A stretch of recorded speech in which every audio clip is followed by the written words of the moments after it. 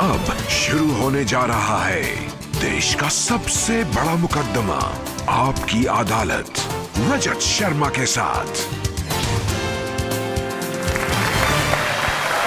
नमस्कार, thank you. तो आइए शुरू करते हैं आपकी अदालत में आज का मुकदमा। आज मेरे गेस्ट हैं एक ऐसे युवा नेता जो बिहार में बहुत लोकप्रिय है। इनकी सभाओं में लाखों लोगों की भीड़ आती है, लोग इनके भाषण सुनने के लिए आते हैं।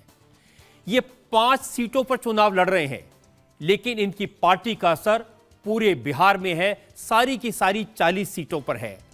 प्लीज वेलकम हमारे मेहमान नौजवान चिराग पासवान।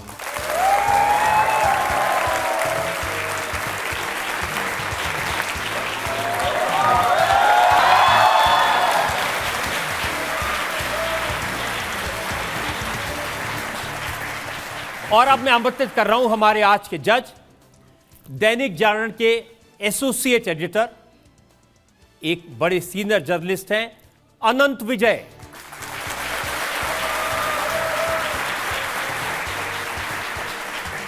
अदालत की कार्रवाई शुरू की जाए। तो आइए शुरू करते हैं आज का मुकदमा। आपकी अदालत में पहला इल्जाम मोदी के हनुमान चिराग पासवान पर। आपकी अदालत में लोक जनशक्ति पार्टी के नेशनल प्रेसिडेंट चिराग पासवान पर आरोप है कि ये एक्सीडेंटल पॉलिटिशियन हैं। चिराग पापा रामविलास पासवान देश के बड़े नेताओं में से एक थे। उनका बड़ा प्रभाव था, सरकार में मंत्री थे और गिनीज बुक ऑफ रिकॉर्ड में नाम था सबसे ज्यादा मार्जिन से चुनाव जीतने वालों में। इतना सब कुछ घर में था, उसके बाद भी आप शुरू के दिनों में राजनीति में इंटरेस्टेड नहीं थे। सो नाउ अब आई डोंट नो कि मैं इसको कैसे बताऊं। अरे अभी तो शुरुआत है चिराग। ये हम नेपो किड्स के ऊपर अब ये दो धारी तलवार चलती है। मैं जिस दौर से आता हूँ, पिता के नक्शे कदमों पे चलना अच्छा माना जाता था, पर उसके बाद अब मैं मानता हूं कि अगर आप पिता के नक्शे कदमों पे चलें तो शायद उससे बड़ा गुनाह कुछ और नहीं है। उस वक्त भी मैंने एक ईमानदार प्रयास किया, एक ऑल्टरनेटिव करियर का ट्राई मैंने किया, बट जितना आपने ट्रेलर देखा उसी से ही पता चल गया कि कुछ नहीं होने वाला है इसका। क्यों, कंगना रनौत पसंद नहीं आई या फिल्म करियर पसंद नहीं आई?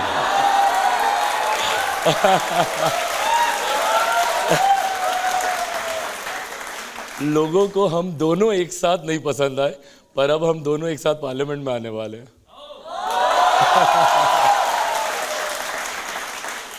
आपने बीच में फैशन डिजाइनर का करियर भी ट्राई किया था। जी, मतलब that was for a very short time and who knows better than you. वो एक समर वेकेशन का एक शौक था, गर्मी की छुट्टियां, स्कूल के दिनों की बात है, मतलब यू स्टिल रिमेंबर, ये उस वक्त की बात है। बट हाँ, वो एक छोटा सा एक एक्सपेरिमेंट था, चला वो भी नहीं, अंतोगत्वा नेता का बेटा था, नेता ही बनना था और कोई ऑप्शन नहीं था। या ये कि बाकी सब जगह फ्लॉप हो गए तो इसीलिए लालू यादव कहते हैं कि आपके पिता रामविलास पासवान मौसम वैज्ञानिक थे। वो पहले से पता चल जाता था कौन सी पार्टी जीत रही है। 2014 में आप मौसम वैज्ञानिक बने और आपने पापा को बताया कि मोदी जी की तरफ आ जाओ। बिल्कुल, उन्हीं का बेटा हूँ, उन्हीं के अंश हैं, उन्हीं के संस्कार हैं मुझ में, तो ये बात भी उन्हीं से ही, ये गुण कहीं ना कहीं आया कि उन्हीं की तरह मौसम के रुख को अगर मैं भाप सकूं। इस सरकार कौन सी आ रही, बात ये नहीं है, लोग कहाँ जा रहे हैं, किस दिशा में जा रहे हैं, किसके साथ जा रहे हैं। हम लोगों ने कभी पोस्ट पोल अलायंसेस नहीं किए, आज तक कभी नहीं। अब इसको मैं एक शुभ संकेत ही मानूंगा कि हमारी पार्टी या पापा जिसके साथ गए उसकी सरकार बनी। अब देखिए 2014 में आप उस वक्त यूपी में थे, कांग्रेस के साथ थे, सोनिया गांधी आपकी पड़ोसन थी, बगल में रहती थी, कभी कभी पैदल चल के मिलने घर आती थी जी। लेकिन चिराग पासवान ने आके उनका पत्ता काट दिया। पत्ता किसी का नहीं काटा। I think need of the hour था। मैं मेरे प्रधानमंत्री जी से बहुत प्रभावित रहा हूँ और इसको मैंने खुले मन से हर बार मैंने स्वीकारा भी है। और उनका जो विजन उस वक्त था, मैं 21वीं सदी का पढ़ा लिखा युवा हूँ, मैं नहीं मानता जात पात धर्म मजहब की राजनीति में। And the state that I come from, Bihar, बहुत ज़्यादा जातियों में सांप्रदायिकता में बांटा जाता है। देश में पहली बार एक ऐसे प्रधानमंत्री पद के दावेदार जो 125 करोड़ देशवासियों की बात करते थे, मैं 2014 का जिक्र कर रहा हूँ, उस वक्त ये बातें मुझे उनकी तरफ आकर्षित करती थी। ये बात सही है, पापा शुरू में तैयार नहीं थे, ही वॉज नॉट रेडी कि वो अलायंस को चेंज करें, बट इवेंचुअली उन्होंने भी गिवन किया और आप मोदी के हनुमान बन गए इवेंचुअली। ये एक किस्सा है इसके पीछे, ये अच्छा मैं बताता हूँ कि मैं क्यों हनुमान बना और कैसे हनुमान बना। 2020 का चुनाव था रजत सर, तो उस वक्त हम लोग चुनाव लड़ रहे थे। अब मैं अकेला चुनाव लड़ रहा था उस वक्त, थोड़ा सा इंडिया अलायंस के भीतर थोड़ा सा मनमुटाव हुआ, so I opted out of the alliance एंड मैं उस वक्त अकेले चुनाव लड़ रहा था। तो उस वक्त मेरे ऊपर ये कंडीशंस डाली गई थी कि मैं प्रधानमंत्री की तस्वीरों का कहीं इस्तेमाल नहीं करूं। तो I just said it on record one day कि वो मेरे दिल में बसते हैं, मुझे उनकी तस्वीर होर्डिंग पे लगाने की जरूरत नहीं है। तो दिल में बसने वाला जो है वो हनुमान बन गया। लेकिन देखिए विरोधाभास है, रामविलास पासवान जी तो मंडल कमीशन लेकर के आए थे, राइट। वो हमेशा शेड्यूल कास्ट के लिए, जनजातियों के लिए, वंचित के लिए खड़े रहे। और अब आजकल लालू जी कहते हैं कि मोदी जी अगर तीसरी बार प्रधानमंत्री बने तो संविधान खत्म कर देंगे, आरक्षण समाप्त कर देंगे। अच्छा क्यों करेंगे, पहले मुझे ये बात बताए ना, कोई क्यों करेंगे? ये तो लालू जी बताएंगे। हाँ नहीं, मतलब वो कारण तो दे कि क्यों, जरूरत क्या है, किस वजह से वो संविधान को खत्म किया जाएगा, बदला जाएगा। जिस प्रधानमंत्री ने इसी संविधान की वजह से लगातार वो मुख्यमंत्री रहे गुजरात के, 2 बार देश के प्रधानमंत्री, तीसरी बार देश के प्रधानमंत्री बनने जा रहे हैं, जो व्यक्ति लगातार इसी संविधान की वजह से देश के, प्रदेश के सर्वोच्च पदों पे रहा, कारण क्या है कि कोई संविधान को बदलेगा? और क्यों? बाबा साहब का बनाया हुआ ये संविधान है, कोई मजाक थोड़ी है। आज जो प्रधानमंत्री संविधान के सामने नतमस्तक होकर और उसकी शपथ खाकर बोलते हैं कि जो भी होगा संविधान के आधार पर होगा, और ये वो लोग हैं जो संविधान समाप्त होने की बात करते हैं, जिन्होंने संविधान का गलत इस्तेमाल कर देश में आपातकाल लगाने का काम किया। जो लोग आज लोकतंत्र की हत्या की बात करते हैं, जो लोग बोलते हैं कि देश में लोकतंत्र समाप्त हो जाएगा, तो इमरजेंसी में क्या हुआ था? और आदरणीय लालू जी का आप जिक्र करें, इनके तो परिवार के बच्चों के नाम उस आपातकाल की धाराओं में जो धाराएं लगाई गई थी उसके ऊपर रखे गए थे।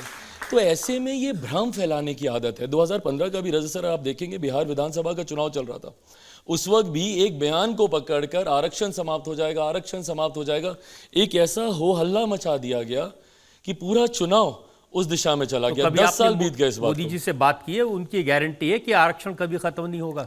गारंटी मैं रखता हूं ना, मैं देता हूं। मेरे नेता जब तक थे हम लोग बोलते थे, हम लोग सरकार के हिस्से में हैं पहरेदार बनकर, समाज की उस वंचित, शोषित, दलित, गरीब परिवार से आने वाले लोगों के पहरेदार बनकर, जो आज भी संभवतः मुख्य धारा के साथ नहीं जुड़ पाए। फॉर एन एग्जाम्पल 2019, अगर मेरे को ठीक से याद है, 2019 के आसपास की बात है, 18 या 19, अनुसूचित जाति जनजाति एट्रोसिटी एक्ट को लेकर एक बहुत बड़ा मामला उठा था, उसको डाल्यूशन को लेकर। उस वक्त मेरे नेता, मेरे पिता आदरणीय रामविलास पासवान जी डटकर सरकार के सामने खड़े हुए थे। इवेंचुअली उसको विड्रॉ करना पड़ा था, सत्र को एक्सटेंड किया गया था लोकसभा राज्यसभा का उस बिल को पारित करवाने के लिए। तो ऐसे में ये गारंटी प्रधानमंत्री की तो है ही है, पर आज की तारीख में गारंटी मैं भी दे सकता हूं कि भाई जब तक चिराग पासवान है, कम से कम इस बात से तो डरने की जरूरत नहीं है कि किसी गरीब का कोई हक छीना जाएगा, ये विश्वास में लेना। दूसरी बात, लालू जी याद दिलाते हैं कि रामविलास पासवान तो सेक्युलर थे और नरेंद्र मोदी मुसलमानों के खिलाफ हैं, इनके राज में मुसलमानों पर जुल्म हो रहे हैं, उन्हें डराया जा रहा है। इनकी सेक्युलरिज्म की परिभाषा मेरी समझ के परे है। एक धर्म विशेष की अपीजमेंट की पॉलिटिक्स करना अगर सेक्युलरिज्म है तो मैं नहीं मानता ऐसे सेक्युलरिज्म को।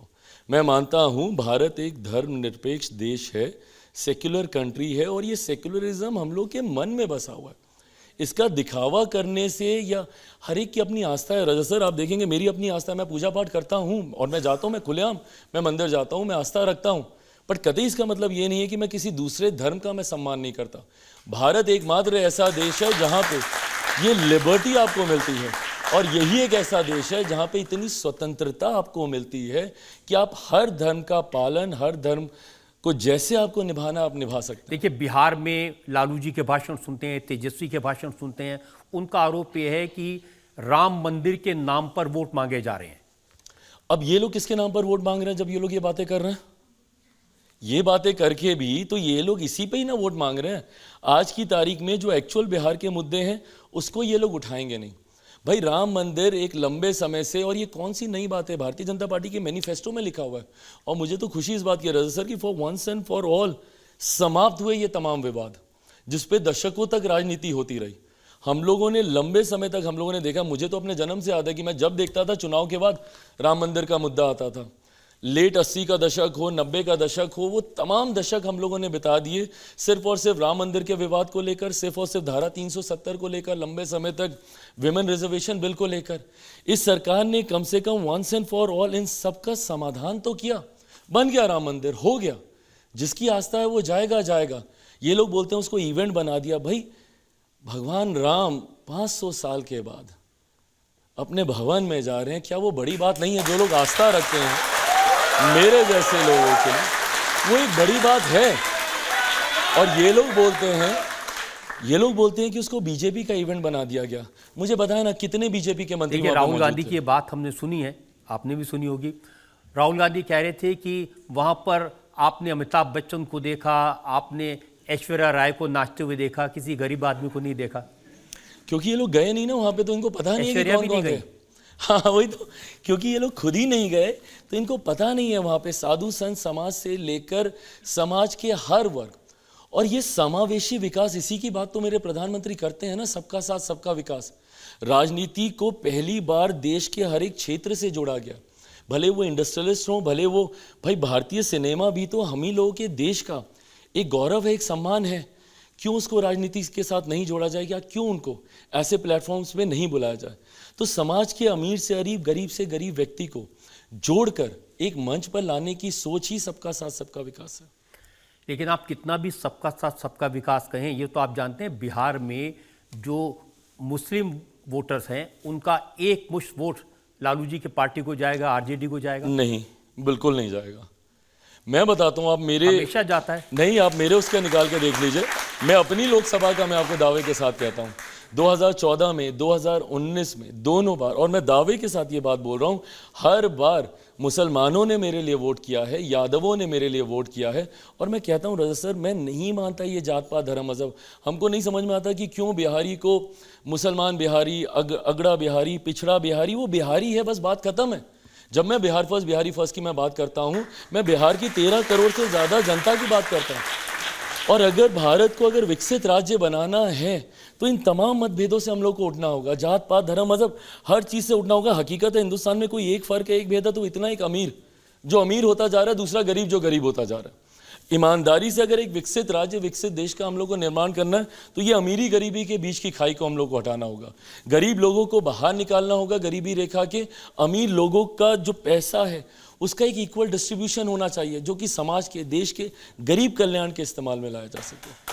जनता में से एक दो सवाल हम ले सकते हैं।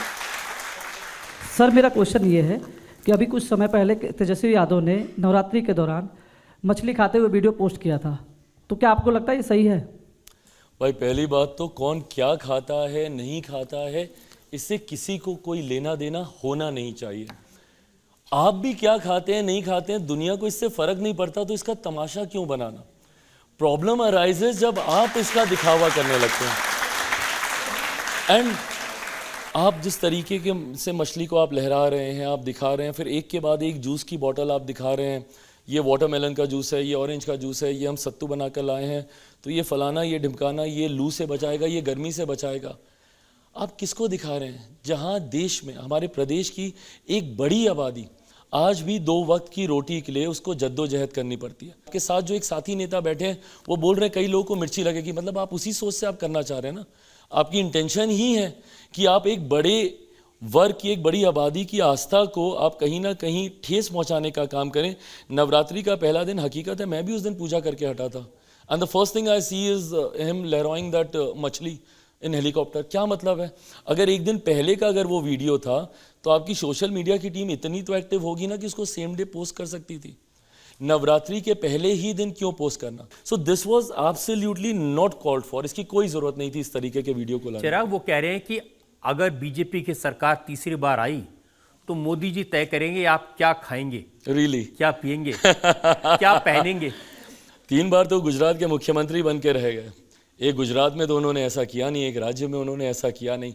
ये वही सारी बातें हैं रजा सर, जब आपके पास कोई मुद्दा नहीं है ना, आप क्या बताइएगा? क्योंकि आप जब एक उंगली सामने वाले पे उठाते हैं ना, बाकी की उंगलियां आपकी तरफ स्वतः मुड़ने लग जाती हैं।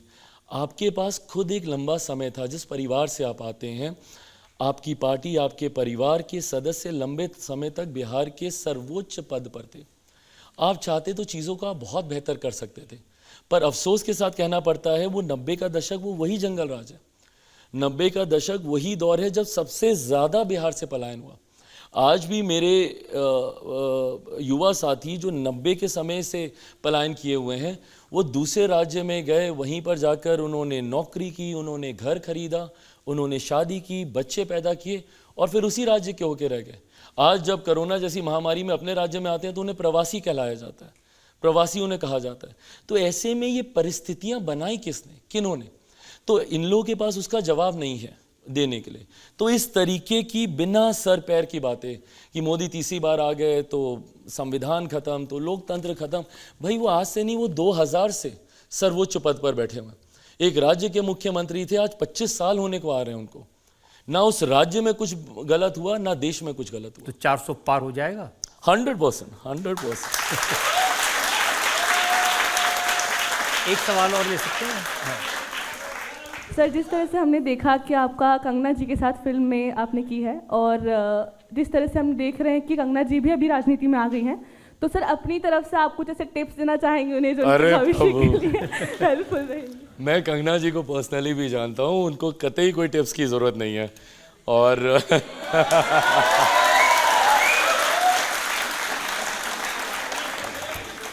मैं इतना बड़ा रिस्क नहीं लूँगा। वो अच्छा जानती हैं, अच्छे से अपना भला बुरा, अपनी राजनीति वो अच्छी तरीके से साध रही हैं।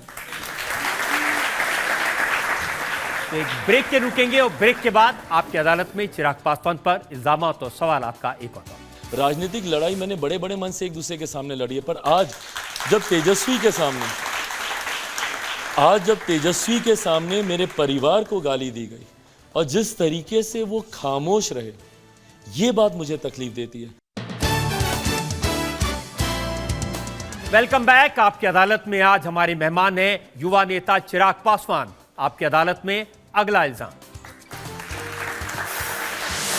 आपकी अदालत में लोक जनशक्ति पार्टी के नेशनल प्रेसिडेंट चिराग पासवान पर आरोप है कि इनके डबल स्टैंडर्ड हैं।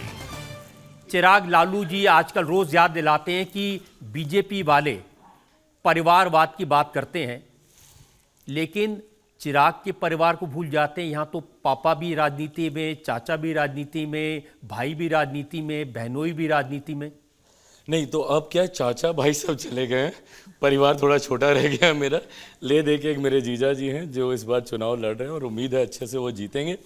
2014 में बहुत चला था परिवारवाद। जब मैं पहली बार चुनाव लड़ रहा था, जब यहाँ पर भी आया था, उस वक्त भी ऐसा सही एक सवाल आया था मेरे सामने, और उस वक्त भी यही था कि ये परिवारवाद है, उनका बेटा है इसीलिए आ रहा है। उस वक्त मैं महज 85,000 वोटों से मैं चुनाव जीता था।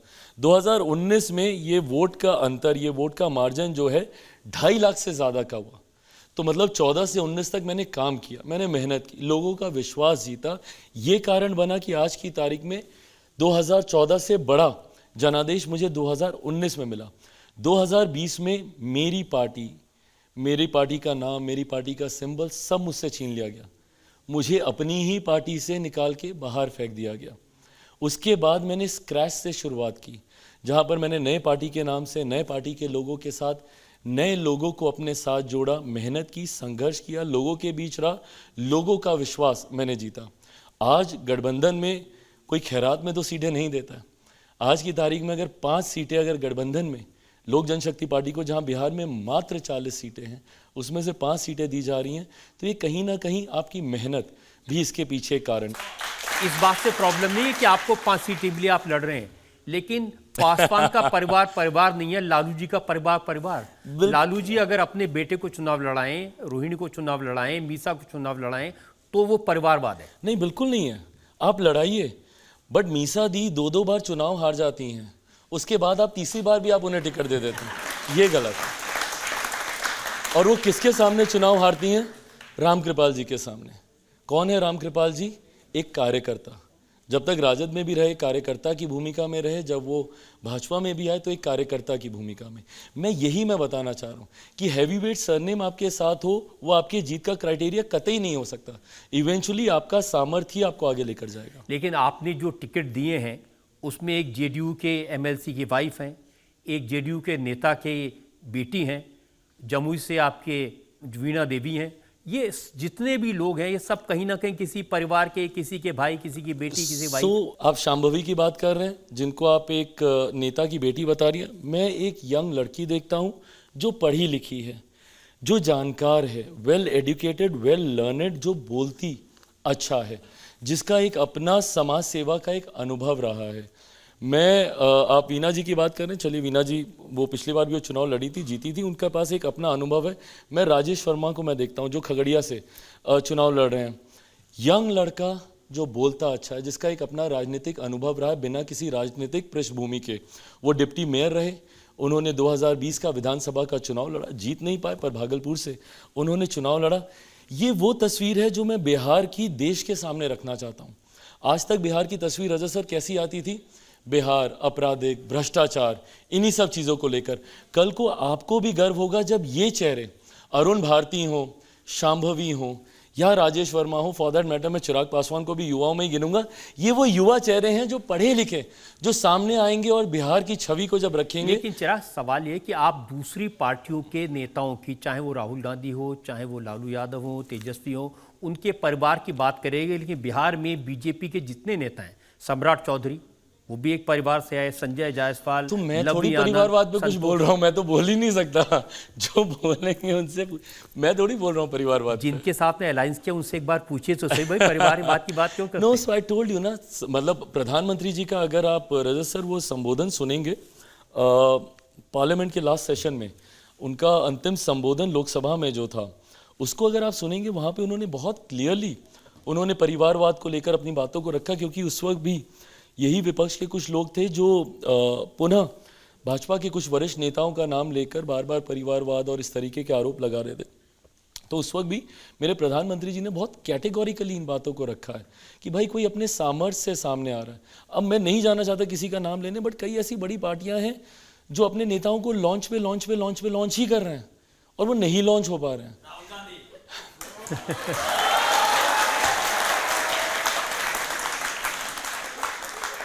तो वो गलत है। आप ठीक है, अगर आप मौका दे रहे हैं दीजिए, बट अगर नहीं कोई चल रहा तो बार बार आप उन्हीं को मौका दे रहे हैं, ये गलत है। इसीलिए तो तेजस्वी यादव कहते हैं कि ये बीजेपी वाले गोबर को हलवा और हलवा को गोबर कह के बेच देते हैं। उसी चीज़ को इन्होंने 90 के दशक से सीखा है, इसीलिए वो ऐसे उदाहरण देते हैं, गोबर, चारा, हलवा। आप चारे की बात कर रहे हैं, देखिए चारा घोटाले का नाम बार बार आता है। तेजस्वी ने कहा कि अगर लालू यादव बीजेपी ज्वाइन कर लेते तो वो राजा हरिश्चंद्र हो जाते, अगर वो वॉशिंग मशीन में धुल जाते तो चारा चोर के बजाय वो भाईचारा वाले हो जाते। पता है क्या मतलब, खैर अभी हम लोग बोल रहे हैं, इसको हम लोग फन वे में ले रहे हैं, पर इसकी गंभीरता को समझने की ज़रूरत है। जब ये लोग ऐसी बातें करते हैं ना, देश के जुडिशल सिस्टम पे सवाल खड़ा करते हैं, देश की न्यायपालिका के ऊपर सवाल खड़ा करते हैं, देश के एक ऐसे स्तंभ के ऊपर ये सवाल खड़ा करते हैं जिसने मजबूती से लोकतंत्र को संभाले रखा है। जब जब ये लोग ऐसी बातें करते हैं तो ये एक अराजकता का माहौल बनाना चाहते हैं जहाँ पे जुडिशल सिस्टम को पूरी तरीके से नकारते हैं। मैं मानता हूं और मेरा विश्वास है रजत सर, मेरा विश्वास है भारत के जुडिशल सिस्टम पे। मैं मानता हूं अगर आपने गलत नहीं किया तो आपके साथ नहीं गलत होगा, पर हाँ अगर आप दोषी हैं तो आपको बख्शा भी नहीं जाएगा। ये ताकत भी भारत के जुडिशल सिस्टम में है। देखिए ये सवाल तो उठेगा ना कि चुनाव से पहले अरविंद केजरीवाल को जेल में डाल दिया, हेमंत सोरेन को जेल में डाल दिया। कारण है इसीलिए तो डाला है। नहीं कारण होते, आप मत दीजिए ना कारण, मत दीजिए आप कारण।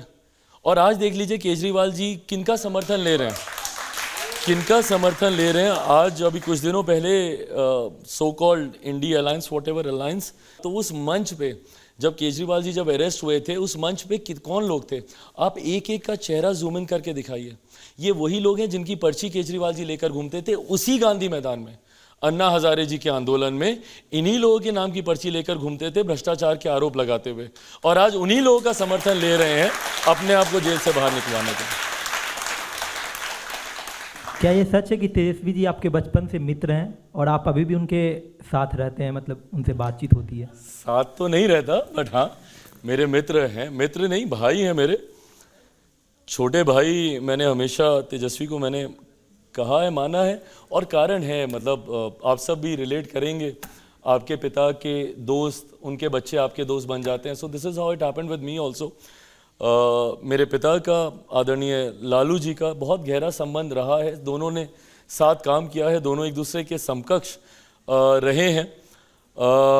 ये कारण है कि मेरी बचपन से तेजस्वी से वो मुलाकात, वो परिचय था। जिनको आप भाई और मित्र और इतना प्यार से बोल रहे हैं, उनकी पब्लिक मीटिंग में आपकी माँ को गाली दी गई। हाँ, आज जब मैं इस बात का जवाब दे रहा हूँ, आज मैं हूँ दुखी, आज मुझे है तकलीफ इस बात की कि जिसको मैंने हमेशा अपना छोटा भाई बोला, उसी के सामने मेरे परिवार के लोगों को गालियां दी गई मेरे लिए। और मैं खुल के बोलता हूं, भले मैं किसी भी अलायंस में हूं, मुझे नहीं डर लगता इस बात को कहने में, मेरे लिए राबड़ी जी मेरी माँ हैं और मैं मानता हूं उनको अपनी माँ। मेरे लिए मीसा दी मेरी बड़ी बहन है, मेरे लिए रोहिणी मेरी बहन है, मेरा वो रिश्ता रहा है उस परिवार से। आज भले मैं दूसरे अलायंस में रहूं, बट मेरा उस रिश्ते को मैंने हमेशा बनाए रखना है। राजनीतिक लड़ाई मैंने बड़े बड़े मन से एक दूसरे के सामने लड़ी है, पर आज जब तेजस्वी के सामने मेरे परिवार को गाली दी गई और जिस तरीके से वो खामोश रहे, ये बात मुझे तकलीफ देती है। मैं अगर तेजस्वी की जगह होता और मेरे सामने अगर उनके परिवार के किसी भी सदस्य के बारे में इस तरीके से कहा जा रहा होता, मैं मुंह तोड़ जवाब देता, मैं वहीं पे एक कड़ा विरोध में दर्ज कराता। बट इस तरीके की भाषा की कतई कोई गुंजाइश नहीं। आप कड़े से कड़ा विरोध आप मर्यादा में रह के कर सकते हैं। उन्होंने जवाब दिया है, तेजस्वी ने कहा कि हम तो मंच पर थे, नीचे से कौन क्या बोल के वीडियो बना देता है, हम क्या कर सकते हैं। और उन्होंने कहा मुझे तो हर रोज हजारों लोग गालियां देते हैं। Now this is even worse, आप उसको जस्टिफाई कर रहे हैं। मेरी माँ आपकी भी माँ है, और ये बात मेरी माँ की या किसी की माँ की नहीं है, ये हर किसी की है। हम सब परिवार से आते हैं, हम सबकी माएँ हैं, हम सबकी बहनें हैं, बेटियां हैं। अब किसी भी महिला के बारे में आप ऐसा सुन कैसे सकते हैं, और आप उसको जस्टिफाई कर रहे हैं ये कह के कि मैंने सुना नहीं। रजत सर, ये सामने, ये ऐसे ही मंच होता है, हम लोग पोडियम पे होते हैं सामने एक पंक्ति पे। हम लोग तो पीएम साहब की सभा में जाते हैं जहाँ पे इतना बड़ा डी बना रहता है, उसके बाद भी वहाँ से कोई चिल्लाता है तो प्रधानमंत्री को सुनाई देता है, वो उसके साथ इंटरेक्ट करते हैं कि कौन तकलीफ में खड़ा है। ऐसे में पहली पंक्ति में खड़ा हुआ व्यक्ति आपके सामने माँ बहन की गालियों का इस्तेमाल कर रहा है, जिसको आप दोहरा भी नहीं सकते, जिसको आप बिना बीप किए हुए दिखा भी नहीं सकते नेशनल चैनल्स पे, और आप खामोशी से आप खड़े हैं, आप सुन रहे हैं। आप कीजिए ना भाई। आपके सामने कोई अगर तेजस्वी को गाली देता है, इससे मैं नहीं सुनूंगा, मैं नहीं सुनूंगा। मैं गाली तेजस्वी का मैं किसी के लिए नहीं सुनूंगा, मैं किसी इंसान के लिए नहीं सुनूंगा। सभ्य समाज में गाली की कहीं कोई जगह नहीं है। मैं बार बार कहता हूं, आप कड़े से कड़ा विरोध आप दर्ज करा सकते हैं मर्यादित शब्दों में रहकर। आप ही देखिए एक के बाद एक एलिगेशंस लगा रहे हैं, डबल स्टैंडर्ड भी बोल दिया, सब बोल दिया, बट मर्यादित होके आप ये कर सकते हैं। आज सोचिए एक व्यक्ति की इतनी हिम्मत कि तेजस्वी यादव के सामने चिराग पासवान के परिवार को गाली दे रहा है और उसका कुछ नहीं हुआ। सोचिए वो व्यक्ति जब किसी गांव में जाएगा, वहाँ पर जाकर बहन बेटी माँ के साथ ना सिर्फ अभद्र भाषा का इस्तेमाल करेगा, संभवतः गलत हरकतें भी करेगा, और वो बच जाएगा। क्यों? क्योंकि चिराग पासवान के लिए बोल दिया, तब कुछ नहीं हुआ। तो ये तो एक गांव की आम महिला है। जो बिहार के लोग हैं वो उनका एनालिसिस ये है कि ये यादव की पासवान को गाली है। अरे प्रभु, यही डिवीजन है। आप मुझे बताइए, क्या हर यादव हर पासवान के खिलाफ है? क्या राजद में पासवान नहीं है और भाजपा में यादव नहीं है? कैसी बातें कर रहे हैं। मतलब ये वो बांटने की राजनीति है जिस पर ये लोग दशकों से रोटियां सेकते हैं। मैं नहीं मानता कोई यादव है, मैं नहीं मानता कोई पासवान है, मैं नहीं मानता कोई अगड़ा, कोई पिछड़ा, कोई हिंदू, कोई मुस्लिम, मैं नहीं मानता। हम सब बिहारी हैं, हम सब बिहारी अस्मिता की लड़ाई लड़ रहे हैं, हम सब बिहार के खोए हुए गौरव की लड़ाई लड़ रहे हैं। भाई एक ऐसा राज्य जो सिर्फ अपनी शिक्षा के लिए जाना जाता था, नालंदा यूनिवर्सिटी, आज जब दूसरे राष्ट्रों के राष्ट्राध्यक्ष आते हैं, मेरे प्रधानमंत्री गर्व से नालंदा यूनिवर्सिटी की तस्वीर बैकड्रॉप में रखकर उनसे मुलाकात करते हैं, उनसे तस्वीरें खिंचवाते हैं। और आज उस गौरव को हम लोग खो चुके हैं। आज बिहार में शिक्षा के हालात देखिए, उन परिस्थितियों को बदलने की हम लोग को ज़रूरत है। तो ये MY समीकरण बनाते हैं और MY समीकरण बनाकर ये लोग बंटवारा करते हैं। मेरा भी है MY समीकरण, मेरा महिला समीकरण है, मेरा युवा समीकरण है। मैं महिलाओं को जोड़ूंगा, वो किसी भी जाति की हो। मैं युवाओं को जोड़ूंगा, भले वो किसी भी जाति की हो, किसी भी धर्म के हो। पर जब आप जातियों में बांटते हैं, आप बिहार को बर्बाद करते हैं। एक सवाल और ले सकते हैं। हाँ। आप बिहार, अगर आप जीतते हैं, आप बिहार का CM बनना चाहेंगे या केंद्र सरकार में मंत्री? इंग्लिश में एक कहावत है, if wishes were horses beggars would ride. अगर आपके चाहने से ही सब हो जाता, मेरी चाहत पे हकीकत का इतना असर होता, तो आज मेरे पिता मेरे साथ होते, मेरा परिवार नहीं टूटता, मुझे इतना संघर्ष नहीं करना पड़ता। बट चाहत एक तरफ है, हकीकत एक तरफ है। मैं ईमानदारी से बस अपना प्रयास कर रहा हूँ। मुझे नहीं पता कि भविष्य के घर में क्या है। मुझे 3 साल पहले नहीं पता था, मतलब जो कहा जाता है nepo kid, born with silver spoon, और पता नहीं सोने का चम्मच, चांदी का पालना, क्या क्या नहीं कहा गया। Cut to one fine day मेरे पास एक घर भी नहीं था। रातों रात मेरे घर का सामान फेंक के सड़क पे फेंक दिया गया। तो ऐसे में उन चाहतों के कोई मायने नहीं रहते हकीकत के सामने। तो मुझे नहीं पता कि भविष्य के घर में क्या है, बट इतना मुझे पता है कि चिराग पासवान हर परिस्थिति के लिए तैयार है। विपरीत से विपरीत हो, सहज से सहज हो, हर परिस्थिति के लिए। एक और ब्रेक के रुकते हैं और ब्रेक के बाद आपकी अदालत में चिराग पासवान पर इल्जामात और सवालात का एक और भविष्य में इस बात की कोई संभावना है आप कभी राहुल गांधी के साथ जाएंगे? कहा जाता है you should never say never, but I think this is one thing I can surely से नेवर।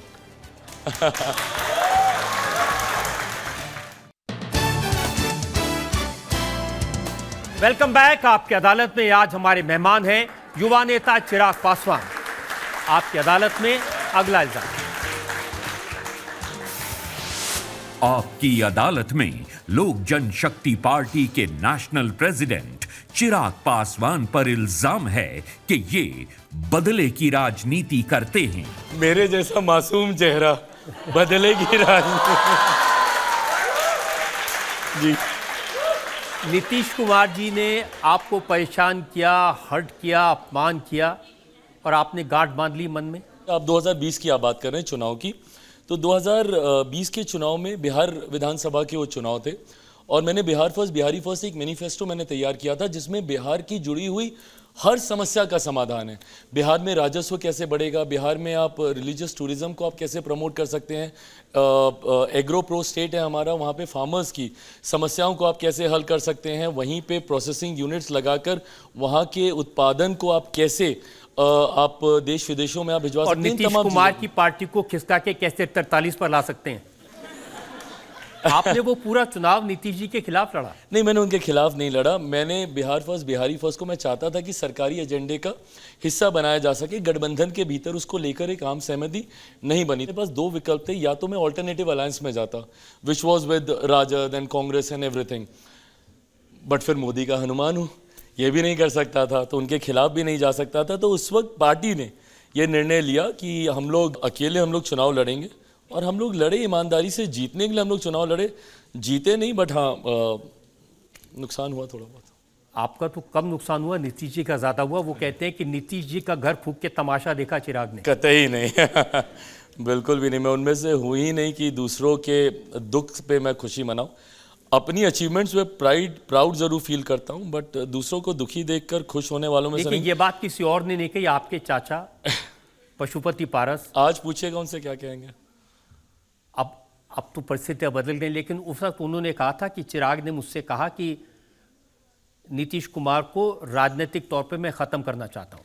बिल्कुल नहीं। देखिए, मैं हमेशा पद का, रुतबे का, तजुर्बे का सम्मान करने वाला आदमी हूँ और अभी शुरुआत है मेरी राजनीति की। मैं कतई उस स्तर पे नहीं हूँ कि राजनीति के धुरंधरों से मैं इस तरीके की भावना रख सकूँ या इस तरीके का बदला, एज यू सेड, मैं ले सकूँ। मेरी वो हैसियत नहीं है। मेरे मुख्यमंत्री पिछले 20 सालों से मेरे प्रदेश के मुख्यमंत्री हैं। ऐसे में मैंने सिर्फ एक ईमानदार कोशिश की थी अपनी पार्टी को आगे बढ़ाने की, चुनाव लड़कर अपने पार्टी के विधायकों को जिताने की, जो उस वक्त नहीं हो पाया। बट ये बात सोच सच है थी कि उसको आपने हराने- अपने चाचा से ये कहा कि बकवास बंद करिए, आपके खून में और मेरे खून में फर्क है। अच्छा, एक बार के लिए मैं चाहूँगा कि अब हम लोग अब अदालत में खड़े ही हैं, तो एक बार के लिए आप वकील की भूमिका छोड़ के मेरे गवाह बन जाइए, क्योंकि मुझे आपसे बेहतर कोई नहीं जानता। आपने मुझे, नॉट सेइंग कि आप उम्र में बहुत ज़्यादा, बट आपने मुझे लिटरली बचपन से देखा। आपको ऐसा लगता है, आप मेरी माँ को भी अच्छे से जानते हैं, पापा को भी आप अच्छे से जानते थे, आपको लगता है कि मेरे अंदर वो संस्कार हैं ऐसे कि मैं अपने बड़ों को अपमानित कर सकूं। मैं मानता हूं गुस्से में उस वक्त उन्होंने कई ऐसी बातें कहीं जो मुझे लगता है आज शायद वो रिग्रेट भी करते होंगे, क्योंकि वो बातें कतई सही नहीं थी। मेरे लिए मेरे पिता के बाद वो मेरे पिता थे। आप जानते हैं हम लोग जिस परिवार से आते हैं, हम लोग तो चाचा चाची ये भी नहीं बोलते, हम लोग तो मझले पापा, छोटे पापा, मझली मम्मी, छोटी मम्मी, बड़े पापा, यही हम लोग बोलते हैं। तो ऐसे में मेरे पापा के बाद वो मेरे पापा थे, तो उनके लिए ऐसे शब्दों का इस्तेमाल करना, अब ठीक है वो गुस्से में थे, नाराज थे, बट मुझे तकलीफ इस बात की है कि अगर मैं उनका अपना सगा बेटा होता, रजत सर मुझे बताइएगा, अगर मैं उनका अपना सगा बेटा होता, क्या तब भी वो मेरे साथ ऐसा ही करते? क्या वो मुझे एक बार बैठाकर, अगर मुझसे कहीं नाराज़गी भी थी, मेरा कान पकड़ सकते थे, मुझे 2 थप्पड़ मार सकते थे, मुझे डांट सकते थे, समझा सकते थे, एक बार तो बोलते मुझे कुछ कि कोई तकलीफ है। पर वही है ना कि उन्होंने मुझे कभी अपना बड़ा बेटा माना ही नहीं। एक बार दिल से अपना बेटा मान लेते, ये तकलीफ कभी होती ही नहीं।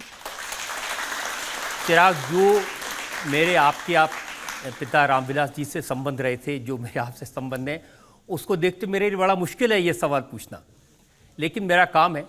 प्रिंस, उसने ये कहा कि मेरे पिता का अपमान हुआ, इसलिए हमने पार्टी तोड़ दी, इसलिए हम परिवार से अलग हो गए। He was like my kid brother, मतलब वो मेरा भाई नहीं, मेरा बेटा था। आप अभी भी आप जाकर देख लीजिए, केंद्रीय विद्यालय गोल मार्केट में जो इनकी शाखा है, वहाँ पे उसकी रिपोर्ट कार्ड्स मैं साइन करता था, उसकी पीटीएस में मैं जाता था। जिसको मैंने बेटे की तरह पाला, बायो पढ़ाता था, उसको मैथ्स पढ़ाता था, इंग्लिश सिखाता था, ग्रूमिंग करता था उसकी। ऐसे में आज वो इस तरीके से, और मुझे तकलीफ इस बात की नहीं है कि मेरे बारे में क्या बोल रहा है, मुझे तकलीफ इस बात की है कि वो मेरी माँ, जो उसके लिए बड़ी मम्मी थी, आज राजनीतिक द्वेष इतने ज़्यादा हो गए कि आप उनका नाम ले रहे हैं, और वो भी गलत नाम ले रहे हैं। मेरी माँ, आप भी जानते हैं कि वो सरदारनी हैं, पंजाबी हैं, और पंजाबियों में शर्मा नहीं टाइटल होते हैं वहाँ पे। वो उनका गलत नाम लेकर बोलता है रीना शर्मा पासवान। वो कौर हैं, वहाँ पे कौर, सिंह, सरदारों में वही टाइटल्स इस्तेमाल होते हैं। रीना शर्मा पासवान उनका नाम लेकर वो बोलने लगा। मुझे नहीं लगता कि कोई भी बात इतनी ज़्यादा बुरी हो सकती है कि आप रिश्तों की मर्यादा को ऐसे तार तार कर दें। देखिए, जिनको आप मंझले पापा कहते थे, अगर वो नाराज़ थे, वो कुछ कर रहे थे, तो आप उनके पास जाते, उनसे बात करते, मनाने की कोशिश करते। सो ये मिसिंग लिंक है। मैं गया था, बल्कि मैं टाइफॉइड में था उस वक्त। मुझे भी न्यूज़ से ही पता चला कि ये सब हुआ। 13 जून की वो रात थी रजत सर, 13 जून 2021 की वो रात थी जब मुझे न्यूज़ के माध्यम से पता चला कि ऐसे ऐसे पार्टी परिवार में टूट हुई है। एंड नेक्स्ट मॉर्निंग 14 जून की सुबह, और वो सारे विजुअल्स यूट्यूब पे भी हैं, आपके आर्काइव्स में भी होंगे। मैं बीमार चल रहा था, टाइफॉइड था मुझे, हाथ में कैंडुला लगा हुआ था, ड्रिप चल रही थी। एंड मैं गया उनके घर पे, और लगभग 1.5 घंटे तक मैं घर के बाहर, कौन सा घर? वही घर जो मेरा था, जिस घर के आंगन में मैं खेलता था, हक से जाता था, दरवाज़ा खुलता था, बैठता था, खाता था। आज उसी घर के दरवाजे मेरे लिए बंद कर दिए गए थे। 1.5 घंटे तक उस बीमारी की हालत में मैं बाहर गाड़ी में ही मैं बैठा रहा। 1.5 घंटे के बाद जब दरवाज़ा खुलता है, मैं घर के अंदर जाता हूँ, और सबसे पहले मुझे मछली मम्मी, चाची हमारी, वो दिखाई देती हैं। मैं जाता हूँ, मैं उनके पाँव छूता हूँ, वो 2 कदम पीछे कर लेती हैं और मुझे बोलती हैं कि तुम्हारे साथ जो हो रहा है अच्छा हो रहा है। एक माँ अपने बेटे को ऐसे कर्ज कर सकती है कि तुम्हारे साथ जो हो रहा है अच्छा हो रहा है। मैं तो उस दिन अपना सब कुछ देने ही गया था। मुझे बस ये था कि भाई आप परिवार मत तोड़िए, पार्टी मत तोड़िए। पापा ने बहुत मेहनत से, खून पसीने से इसको सींचा है। अगर लगता है मुझसे ही कहीं गलती हुई है तो मैं सब आपको देने को तैयार हूँ। मैं तो गया ही था छोटा बनकर, पर उस वक्त भी उन्होंने दरवाजे मुझ पर बंद कर दिया। रामविलास जी कभी नहीं चाहते थे कि परिवार टूटे, पार्टी टूटे, और उन्होंने जीवन भर इसकी कोशिश की थी। और उनके जाने के बाद इस भूमिका को मेरे चाचा जी को ही निभाना था। उनके बाद परिवार के, और हम बिहारी परिवार के लोग हैं, हमारे यहाँ घर के बड़े ही ये सब फैसले लेते हैं। तो ऐसे में उनकी जगह उनको इस जिम्मेदारी को निभाना था कि पार्टी को एक रखते, परिवार को एक रखते। तो मुझे अब लेकिन इस लगता नहीं। पूरे प्रकरण के दौरान आपकी माँ ने कोशिश नहीं की उन लोगों से बात करने की? So this was even more hurtful. ज़्यादा तकलीफ इस बात की हुई, मेरी माँ जिनसे मुझे शिकायत रहती थी कि आप मुझे कम प्यार करते हो, अपने देवरों को, भतीजों को, उन पे आप ज़्यादा इन्वेस्ट करते हो, क्यों? मुझे इस बात की तकलीफ रहती थी। मेरे लिए मेरे चाचा उनके बेटे ही थे।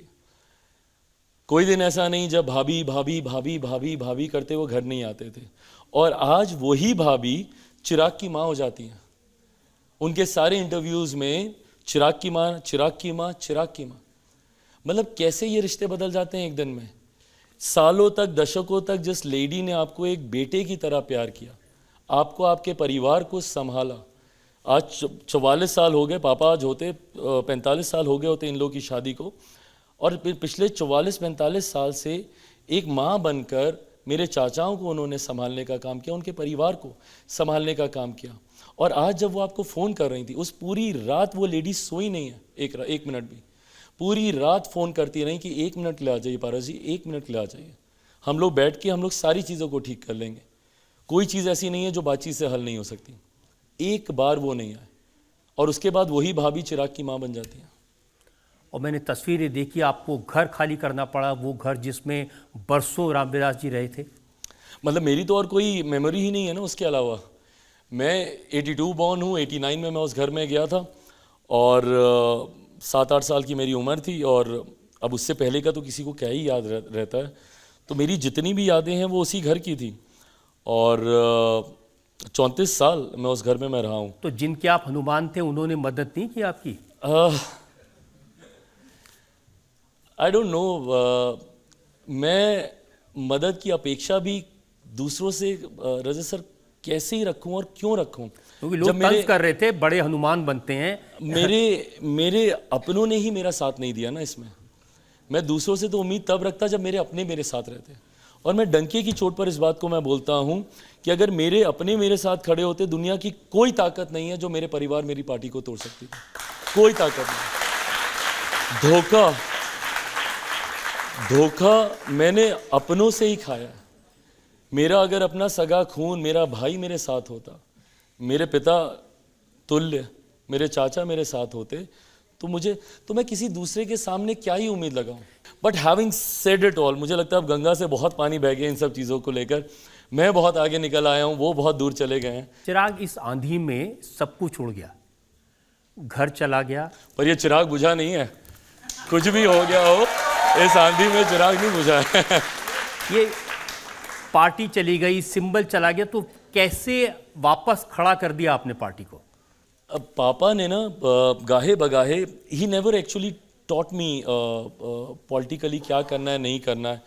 बट कई बार उन्होंने मुझे कहा था कि जब जीवन में कुछ समझ में नहीं आए, आगे अंधेरा दिखे, क्लैरिटी ऑफ थॉट्स नहीं हो, कन्फ्यूजन हो, विपरीत समय हो, डिफ़िकल्ट टाइम्स हो, ऐसे में बस लोगों के बीच जाना, उनके बीच जाना, अपने आप तुमको रास्ता दिखता रहेगा। And this is exactly what I did. 13 जून को ये सब हुआ। 5 जुलाई को पापा का बर्थडे होता है। उनके बर्थडे के दिन आई स्टार्टेड दिस आशीर्वाद यात्रा। हाजीपुर से मैंने इसकी शुरुआत की थी, और ये 1.5-2 साल तक लगातार ये यात्रा चलती गई। And here I am.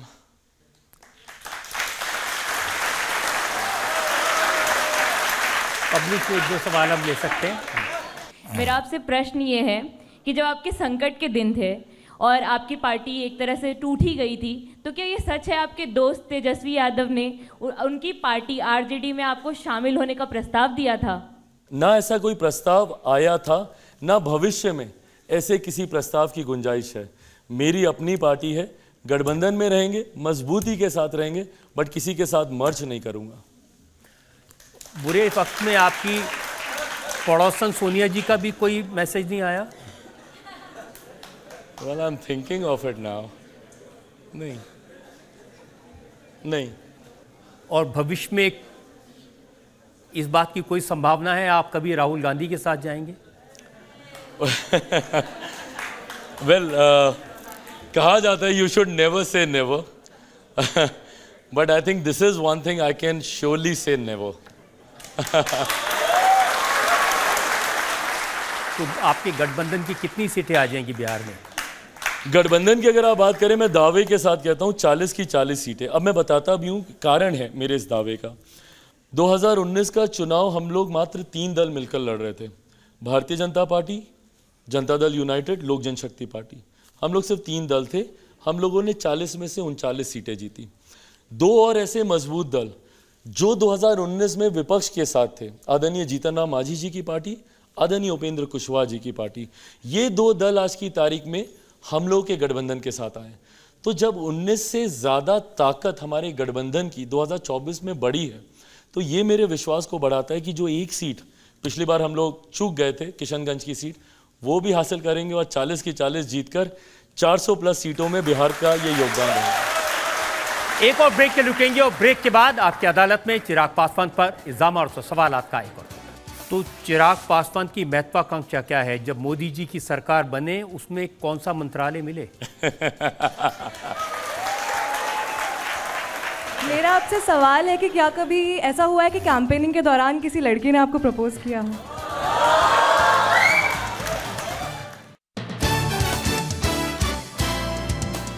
Welcome back. आपकी अदालत में आज हम मुकदमा चला रहे हैं चिराग पासवान पर। आपकी अदालत में अगला इल्जाम।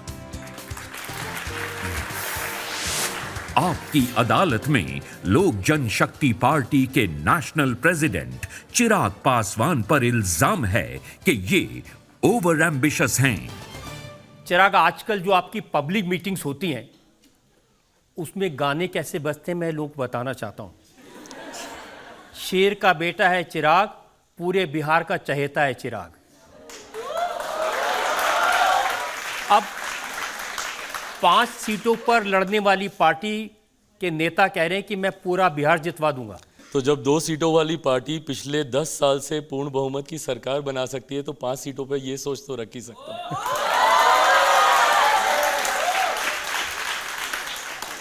आजकल जब हम तेजस्वी की पब्लिक मीटिंग्स देखते हैं उनमें भी बहुत भीड़ आती है और बहुत जोश उस भीड़ में होता है। नहीं, और ये अच्छी बात है। मुझे लगता है कि आपको एक वैरायटी मिलती है और ये होना भी चाहिए। अंतोगत्वा हम लोग जनता के दरबार में हैं, पब्लिक डोमेन पे हम लोग खड़े हैं। निर्णय उन्हीं को लेना है, वो अपना विजन रखते हैं, मैं अपना विजन रखता हूँ। इवेंचुअली जनता को ये डिसाइड करना है कि उनको, अब मैं बोलूँगा तो लगेगा कि मैं राजनीति कर रहा हूँ, बट जो फैक्ट है वो फैक्ट है। वो MY की बात करते हैं। अब ये जनता को डिसाइड करना है कि बांटने वाले की राजनीति के साथ जाना है या समावेशी जोड़ने वाले की राजनीति के साथ जाना है, MY समीकरण करने वाली राजनीति के साथ जाना है कि बिहार फर्स्ट और बिहारी फर्स्ट की सोच रखने वाली राजनीति के साथ जाना है। अपनी पब्लिक मीटिंग में तेजस्वी गाना गाते हैं। Really? आपके तो रिकॉर्डेड गाना चलता है, वो खुद गाते हैं। वो कहते हैं तुम धोखेबाज हो, वादा करके भूल जाते हो, रोज रोज मोदी जी ऐसा करोगे, जनता रूठ गई तो हाथ मलोगे। ठीक है, वो अपनी बातों को रख रहे हैं, बस दिक्कत यह है ना कि इन्होंने इन्हीं सब चीज़ों को लेकर राजनीति की गंभीरता को नीचे कर दिया। आप एक प्रदेश का नेतृत्व रखने की सोच करते हैं, कैसे परिवार से आते हैं जहां आपके परिवार में ही 2 मुख्यमंत्री रहे हैं। ऐसे में मुझे लगता है राजनीति में गंभीरता का बने रहना ज़रूरी है। एक बड़े राज्य के नेतृत्व की सोच आप जब रखते हैं तो ऐसे में उसको कतई हल्के में नहीं लिया जा सकता। देखिए, उनका ऐसे गाने गाने से एनडीए के जितने नेता आते हैं ये भाषण देते हैं, लेकिन कोई महंगाई की बात नहीं करता, कोई बेरोजगारी की बात नहीं करता। आज से 1 दशक पहले रजत सर मुझे नहीं पता था और मुझे नहीं लगता हम में से किसी को भी पता कि देश की अर्थव्यवस्था कहाँ थी, कौन से पायदान पर थी, नहीं थी। आज हम लोग गर्व से कहते हैं कि दुनिया की 5वीं सबसे बड़ी अर्थव्यवस्था है भारत।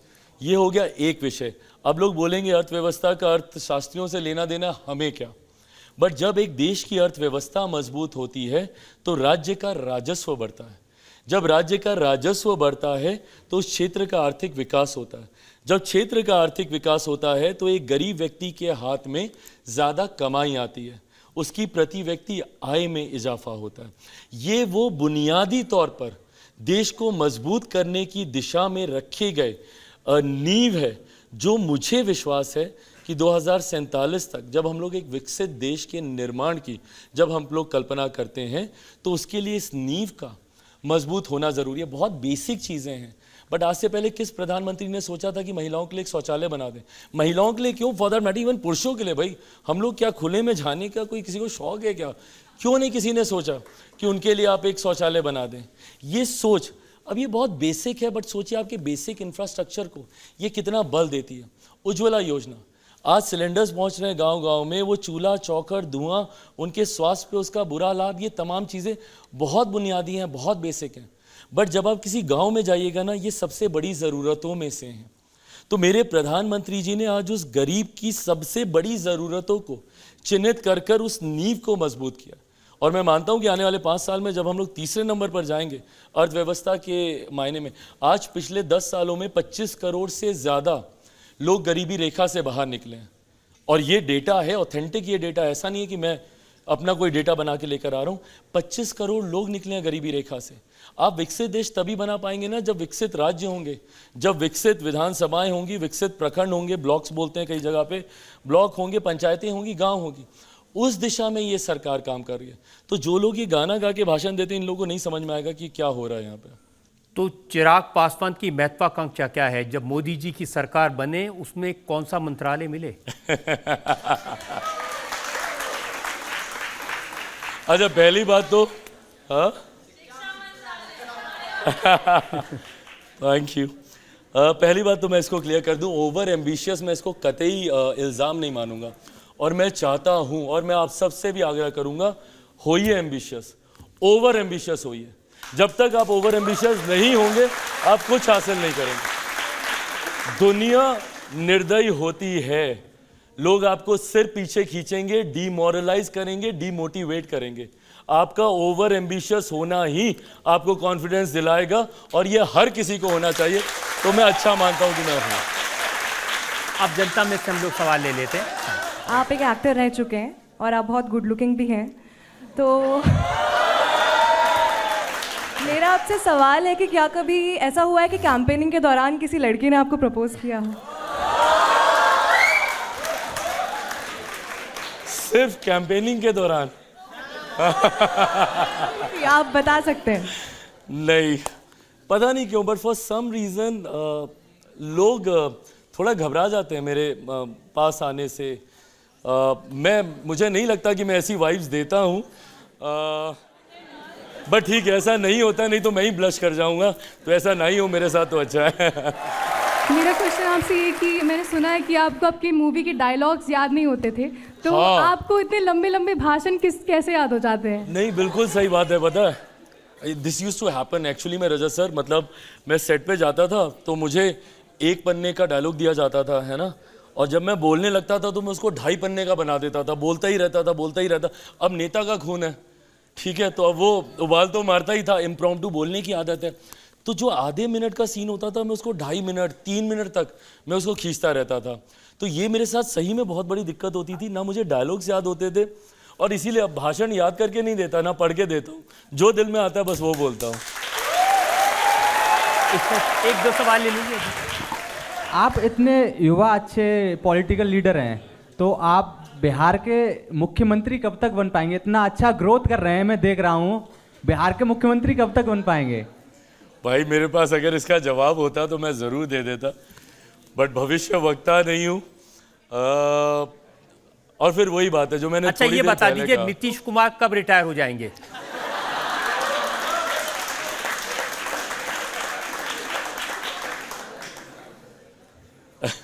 हम लोग जनता के उसमें है, पब्लिक डोमेन में है। जनता जिसको नकारेगी वो रहेगा नहीं, जिसको स्वीकारेगी वो आगे बढ़ेगा। मैं खुद बिहार से हूँ। मैं आपसे ये पूछना चाहती हूँ कि आप ऐसा क्या अलग करना, क्या ऐसा दावा करते हैं कि आप कुछ अलग लाएंगे? जैसे कि आपको पता है नीतीश कुमार जी भी रहे हैं हमारे मुख्यमंत्री, और मतलब आप क्या अलग दावा करना चाह रहे हैं? मैं जिस बिहारी फर्स्ट विजन के साथ मैं निकला हूँ, मैं मानता हूँ कि बिहार में चौमुखी विकास की ज़रूरत है। मल्टी डायरेक्शनल अप्रोच हम लोग को रखना होगा, जहाँ एक तरफ शिक्षा पे, जो कि सबसे ज़्यादा ज़रूरी है।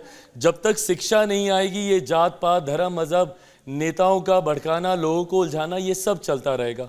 तो शिक्षित होना, और मेरे लिए रजत सर ये चिंता की बात है, आज भी मेरे बच्चों को कोटा जाना पड़ता है पढ़ने के लिए। कोटा में पढ़ने वाला बिहारी, पढ़ाने वाला बिहारी, अधिकांश शैक्षिक संस्थानों के मालिक बिहारी, पर व्यवस्था राजस्थानी। क्यों ये व्यवस्था पटना में नहीं हो सकती? क्यों ये भागलपुर में, दरभंगा में, मुजफ्फरपुर में, बिहार के अलग अलग जिलों में क्यों नहीं हम लोग उसको एजुकेशनल हब बना सकते हैं? दूसरा, राज्य का राजस्व हम लोग को बढ़ाना होगा, और वो बढ़ेगा कैसे? हम लोग इतना ब्लेस्ड हैं रजत सर, एक ऐसे स्टेट से आते हैं जहाँ पे रिलीजियस टूरिज्म की अनंत संभावना है। अयोध्या में एक राम मंदिर का निर्माण हुआ, आस्था एक तरफ है, मैं अभी आस्था पे जा ही नहीं रहा, पर सोचिए उस क्षेत्र का आर्थिक कितना विकास होने लग गया। वहाँ पर होटल्स आने लगते हैं, रिजॉर्ट्स आने लगते हैं, एमएनसीज आने लगते हैं। अगर अयोध्या में इतने बड़े भव्य राम मंदिर का निर्माण हो सकता है, तो मेरी माता सीता का उतना ही भव्य मंदिर सीतामढ़ी में क्यों नहीं बन सकता? नाउ जस्ट इमेजिन, वो मंदिर बनने के बाद फिर एक बात है कि आस्था एक तरफ, जिन लोगों का विश्वास है वो जाएंगे। अब सोचिए 6 लेन का कॉरिडोर बन जाए अयोध्या और सीतामढ़ी के बीच में, हर वो व्यक्ति जो भगवान राम के दर्शन करने जाए वो मेरी माता सीता का आशीर्वाद लेने आए। वहीं पे बोध गया है, गौतम बुद्ध की धरती, आप उसको वर्ल्ड क्लास सिटी बना सकते हैं, इंटरनेशनल टूरिस्ट वहाँ पर आता है। भगवान महावीर की जन्मस्थली है, लछवाड़ है, आपका वैशाली है, गुरु गोविंद सिंह जी की धरती, कितने सरदार समुदाय से सिख लोग वहाँ पर आते हैं वहाँ पर। तो अगर इन सब को रिलीजियस टूरिज्म के तौर पर अगर इसको विकसित कर दिया जाए, रेवेन्यू जनरेशन होने लग जाएगा। कृषि प्रधान प्रदेश है मेरा, वहाँ पे किसानों को लेकर, अब मैं हाजीपुर, मेरे पिता जहाँ से रहे, वहाँ पर अगर हम लोग, हाजीपुर का केला बहुत फेमस है, जो भी हाजीपुर से होगा जानेगा। हाजीपुर का वो केला डाउन साउथ जाता है तो केले के चिप्स बन जाता है, और उसकी अच्छे से पैकेजिंग, मार्केटिंग, प्रोसेसिंग सब होती है। अब यही प्रोसेसिंग यूनिट अगर हाजीपुर में लग जाए तो वहीं पे उस किसान के हाथ में ज़्यादा दाम आएगा, वहीं पे उसकी पैकेजिंग होगी, प्रोसेसिंग होगी, मार्केटिंग होगी। मखाना, आज की तारीख में प्रधानमंत्री जी ने उसको दुनिया में फेमस कर दिया। अब वो मखाने को अगर हम लोग वहीं पे उसकी पैकेजिंग करें, उसकी प्रोसेसिंग करें, मार्केटिंग करने लग जाएं, तो किसानों के हाथ में ज़्यादा पैसा आएगा। एक और, हम लोग आधा साल तो बिता देते हैं बाढ़ और सुखाड़ की समस्या में। आधा बिहार, अब मैं कोई भविष्य वक्ता नहीं हूं, बट मैं लिख के आपको देता हूं, ये जुलाई का महीना बीतने दीजिए, आधा बिहार मेरा बाढ़ में जाएगा, आधा सुखाड़ में जाएगा। अब इसका एक परमानेंट सोल्यूशन निकालना होगा ना। इंटरलिंकिंग ऑफ द रिवर्स पे हम लोग काम कर सकते हैं, नदियों को जोड़ने की योजना पर। इससे सिंचाई की भी समस्या का हल होगा। ऐसी जगह से पानी को डाइवर्ट करके उन इलाकों में हम लोग लेकर जाएं जहां पे सुखाड़ की समस्या है। तो ये कुछ ऐसी चीजें हैं जिस पे अगर हम लोग तत्काल प्रभाव से अगर हम लोग काम करने लग जाएं, तो बिहार को हम लोग वापस से उसी ग्लोरी में ला सकते हैं जिसके लिए बिहार जाना जाता था, उसी यूनिवर्सिटी के लिए। वहाँ पे हॉस्पिटल्स हैं, आप प्रखंड स्तर पे चले जाइए, पंचायत स्तर पे चले जाइए, नहीं है अभी भी व्यवस्था। इन सारी चीज़ों को, जिस मल्टी डायरेक्शनल अप्रोच की मैं बात कर रहा हूँ, टारगेट ओरिएंटेड करके, टाइम बाउंड करके हम लोग को इसमें आगे जाना होगा। तो ये मेरी सोच है जिसके साथ, and these are just few examples. You ask me any question concerning Bihar की समस्या, I have a solution to it. मैं यहाँ पे समस्या सुनाने के लिए नहीं, समाधान देने के लिए हूँ।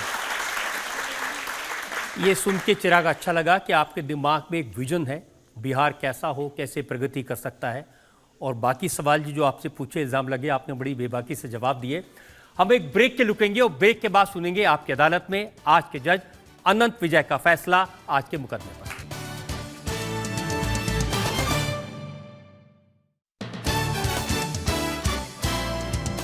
आपकी अदालत में आज हमने मुकदमा चलाया बिहार के नौजवान नेता चिराग पासवान पर। चिराग पासवान से पूछा उनकी विरासत के बारे में, उनकी राजनीति के बारे में, उनकी एम्बिशन के बारे में और उनके विजन के बारे में। अब वक्त है आपकी अदालत में आज के जज अनंत विजय के फैसले का। रजत जी जैसे प्रोसिक्यूटर हों और चिराग जैसे युवा बिहारी कटघरे में हों तो मुकदमा बहुत दिलचस्प होता है। और हमने देखा कि रजत जी ने तमाम तरीके से चिराग पर आरोप लगाने का, इल्ज़ाम लगाने का और प्रश्नों के घेरे में लेने का प्रयास किया, लेकिन चिराग ने न सिर्फ पारिवारिक विवाद, परिवारवाद और राजनीति के सारे मसले को और बिहार को लेकर अपने एक विज़न को सबके सामने रखा और बहुत अच्छे तरीके से उन्होंने रजत जी के सारे आरोपों को पर अपना मत रखने का प्रयास किया और मुझे लगता है कि अदालत उनके मत से संतुष्ट हुई, लिहाजा अदालत चिराग पासवान को बाइज्जत बरी करती है।